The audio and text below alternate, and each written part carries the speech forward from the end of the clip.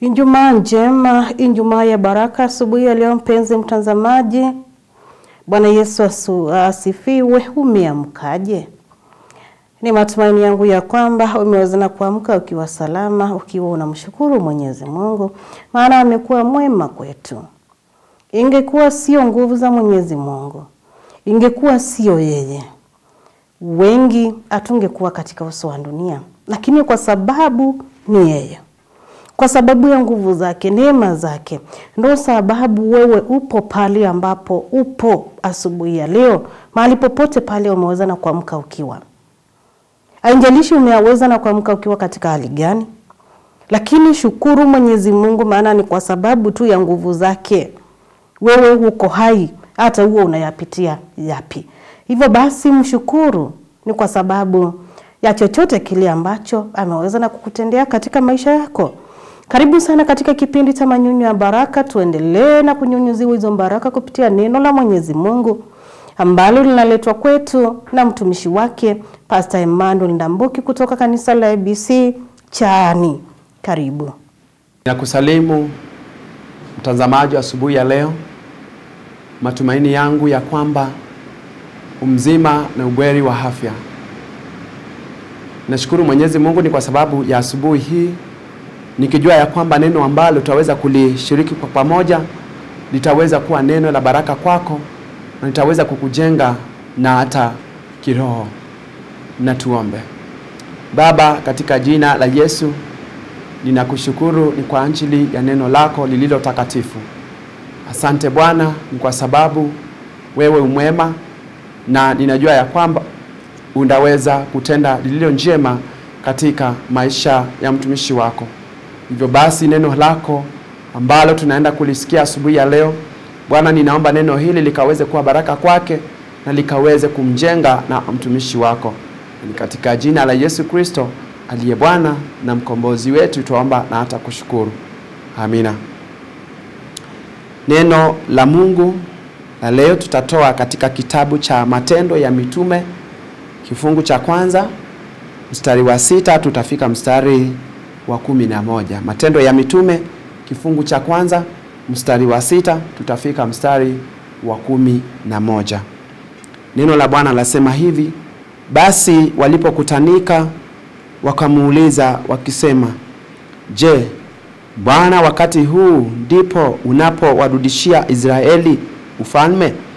Akawaambia, si kazi yenu kujua wakati wala majira Baba aliyoweka katika mamlaka yake mwenyewe, lakini mtapokea nguvu akiisha kuajilia juu yenu Roho Mtakatifu, nanyi mtakuwa mashahidi wangu katika Yerusalemu na katika Uyahudi wote na Samaria na hata mwisho wa nchi. Akiisha kusema hayo, walipokuwa wakitazama, akainuliwa wingu likampokea kutoka machoni pao. Walipokuwa wakikaza macho mbinguni, yeye alipokuwa akienda zake, tazama watu wawili wakasimama karibu nao, wenye nguo nyeupe, wakasema, enyi watu wa Galilaya, mbona mmesimama mkitazama mbinguni? Huyu Yesu aliyechukuliwa kutoka kwenu juu mbinguni atakuja jinsi hiyo mlivyomwona akienda zake mbinguni.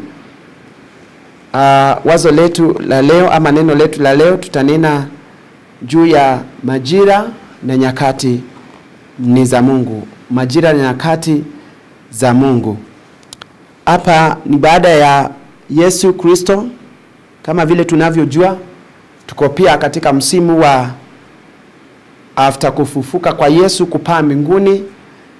Hapa ni wakati Yesu kabla anja panda juu mbinguni, kabla anja apelekwa juu mbinguni, alikutana na wanafunzi wake, na katika mazungumzo yake na wanafunzi wake, ukiangalia katika kifungu hicho, unaona akiwaambia wanafunzi wake wazidi kukaa mahala pale katika nyumba ya juu ya Yerusalemu, ili wasubiri Roho Mtakatifu wa Bwana atakapokuja, ili waweze kuingia katika kazi rasmi ya kuhudumia. Na hapa tunaona mazungumzo baina kati ya Yesu na wanafunzi wake.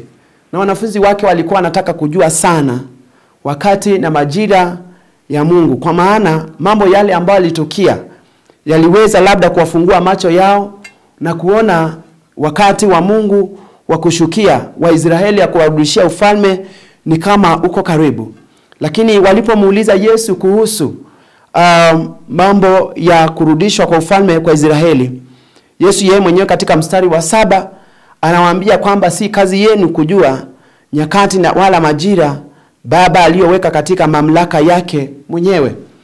Kuna wakati mwingi ambao tunajua na tunasema ya kwamba tunaweka mipango na ama tunaweka vitu mbele yetu, lakini tunasema ya kwamba hata hivyo katika maombi yetu tunaomba ili wakati na majira ya Mungu ambayo alipanga hilo jambo litaweza kutendeka. Na hapa Yesu ndivyo anavyowaambia wanafunzi wake, ili wasije wakaelewa mambo kwa njia ambayo ni tofauti. Kwa maana ilikuwa hivyo ili kuandaa, ili wakaweze kuelewa ya kwamba basi kuna wakati ambao Mungu ataweza kumtuma Roho Mtakatifu aweze kuja akawajalie ili waweze kupata nguvu ya kuweza kuhubiri neno takatifu. Ndio sababu katika mstari wa 8 Yesu anawaambia wanafunzi wake, lakini mtapokea nguvu akiisha kuwajalia juu yenu Roho Mtakatifu, nanyi mtakuwa mashahidi wangu katika Yerusalemu na katika Uyahudi wote na Samaria na hata mwisho wa nchi. Yesu hapa anawaambia wanafunzi wake, basi kwa sababu majira na nyakati ni za Mungu, kunao wakati ambao unakuja ambapo Mungu atakapotuma Roho wake Mtakatifu, atakapokuja mtatiwa nguvu ili mkaweze kupata uwezo wa kueneza injili na mbele na kufikisha katika mataifa tofauti. Neno hili linatufunza nini siku ya leo?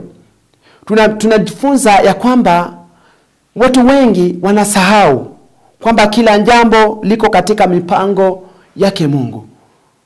Watu wengine wanasahau, na ndio sababu unaona ya kwamba tunapanga mambo, na kama wewe si wa kiroho na kama wewe si hautaongozwa na Roho, utapanga mambo na utaweza kuwa ni kama unaweza kuyasukumia yale mambo yakaweze kutendeka kwa wakati ambao ni mapenzi yako. Lakini nataka uelewe ya kwamba mapenzi ya Mungu yanaambatana na majira na nyakati zake. Na hakuna jambo ambalo litaweza kutendeka lisiloweza kuwekwa muhuri na Mungu ambaye ndiye anayeishi milele na milele. Mtazamaji, wakati ambapo unapopanga mambo yako, ninataka uelewe ya kwamba basi kuna haja ya kumpa Mungu nafasi ya kwanza. Kuna haja ya kumpa Mungu nafasi ili akaweze kutangulia. Na kwa sababu ukimpa Mungu nafasi, kwa maana Yesu anawaambia wanafunzi wake, basi mtapokea nguvu. Ukimpa Mungu nafasi ya kutekeleza na kutangulia mbele, pia na yeye Mungu atakupa jambo fulani na ataweza kukufungua macho ili ukaweze kuona mapenzi yake yakitimia. Kwa maana wakati wa Mungu ukiweza kufikia, naye Mungu ataweza kukutendea jinsi alivyokusudia. Basi katika mipango yako unayoipanga usiweze kukumbali ili wewe mwenyewe ukaweze kusukumia mambo yakaweze kuwa. Lakini waacha wakati wa Mungu, wacha majira ya Mungu yakaweze kuyafikia. Wakati wa Mungu ukifika, ataweza kuyatenda mambo katika ubora wake. Elewa ya kwamba Mungu anapanga mambo kulingana na utaratibu wake. Na jinsi Mungu alivyokusudia kutenda, ataweza kukutendea wewe mtazamaji. Basi usiweze kujisukumia kuyatenda mambo, lakini ubora wa Mungu atakapofika katika kuyatenda, atayatenda katika ubora wake. Basi Yesu alikuwa nafasi ya kupaa juu mbinguni ili mapenzi ya Mungu yakaweze kutendeka. Basi nasi tukaelewa ya kwamba Mungu yeye mwenyewe ni wakati wake ili akaweze kutuhudumia. Je, unahitaji kuhudumiwa na Mungu? Unataka Mungu akaweze kufikia katika mambo yako? Elewa ya kwamba kuna haja ya kuelewa majira na nyakati za Mungu. Ukisikia sauti ya Mungu inakunongonezea, ukisikia mambo ya Mungu yanakuja kutimia, elewa ya kwamba ni Mungu ambaye anataka kuyatimiza mapenzi yake.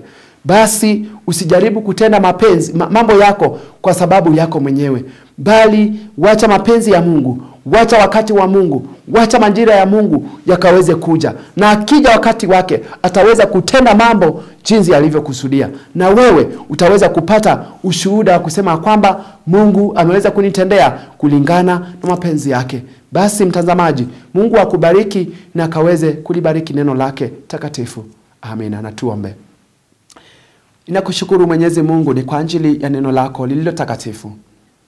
Asante ni kwa ajili ya mtazamaji ambaye amesikia neno hili. Nyakati na majira ziko mikononi mwako. Bwana, hakuna anaye jitanguliza katika mambo yake anafaulu katika mambo yake. Lakini kwa wakati wako Bwana ukija unatenda jinsi utakavyo. Pia mtazamaji mtumishi wako kufanya mambo kulingana na mwelekeo wako. Kwa maana Bwana, kwa wote ambao uliwaelekeza waliweza kupokea na hata matokeo mazuri. Tusaidie Bwana katika maisha haya ili tukaweze kuyafanya mapenzi yako na hata kufuata jinsi Bwana utakavyo. Inuliwa Bwana, imidiwa, ni kwa maana unastahili. Na ni katika jina la Yesu Kristo aliye Bwana na mkombozi wetu tuomba na kushukuru. Amina. Bwana akubariki na uwe na siku njema. Asante. Majira na nyakati ni za Bwana. Yaani ni za Mungu mwenyewe. Na wakati wake ukiwa umefika, umefika. Yaani tuamini kwamba wakati wa Mwenyezi Mungu ukifika, huwa unafika. Yeye afikiri kama binadamu? Hapana. Yeye ni Mungu peke yake. Tunaweza na kujua kwamba watu wengi huwa wanasahau jambo liko katika mpango wa Mwenyezi Mungu. Na kwa sababu liko katika mapenzi ama mpango wa Mwenyezi Mungu, aliwezi likaanguka, aliwezi likaisha. Wakati wa Mungu ukiweza na kufika kutenda, huwa anatenda kwa wakati wake. Tumeona kwamba wakati wa Yesu Kristo kupaa juu mbinguni, wakati ambapo uliweza na kufika, ilikuwa vema maana ulifika akapaa mbinguni nasi tukaweza na kupata Roho Mtakatifu. Katika majira yote muamini Mwenyezi Mungu. Yawe ni mazuri, yawe ni mabaya, mshukuru Mwenyezi Mungu. Maana kuna kizuri ambacho kiko hapo. Hapo tu, kwa hicho ambacho unakiona ni kimbaya, kuna kizuri kiko pale. Zidi na kumtumainia yeye Mwenyezi Mungu. Na waamini kwamba atakutendea kwa wakati wake. Na majira yote ni yake. Na tunafaa kumshukuru kila wakati. Tunafaa kumtumikia kila wakati. Wakati mwema, wakati usio mwema, tumshukuru. Wakati wa kufurahia, wakati wa kulia, tumshukuru na tumtumikie. Maana majira yote ni yake. Ni yake. Na kwa wakati wake atatenda makuu. Ni siku ambayo ndugu zetu wanaenda katika nyumba za ibada kuabudu Mwenyezi Mungu. Ninawatakia ibada njema, ibada ya baraka. Mungu awakumbuke, Mungu awaone mema yake. Nawe pia mahali popote pale utashinda ukiwa, Mwenyezi Mungu akaweza na kutembea pamoja nawe, akawe pamoja nawe, akaweza na kutawala hatua zako, na akaweza na kubariki kazi ya mikono yako. Tupatane hapo saa 3:30 usiku ili tukaweza na kubarikiwa tena kupitia marudio ya hiki kipindi. Shalom.